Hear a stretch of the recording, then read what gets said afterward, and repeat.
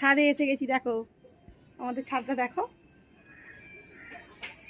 চারদিকে সব ভিজে শ্যাগলা হয়ে গেছে। আর আমার ছেলে দেখো কি করছে, হুড়হুড়ি করছে।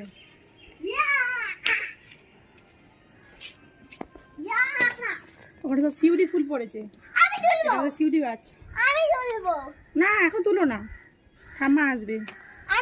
থাক, এদিকে পা দেবে না। আর ওই যে দেখতে পাচ্ছ, ওটা আমাদের স্টেশন। দেখো দূরে দেখতে পাচ্ছ তোমরা, একদম সেই দূরে স্টেশন।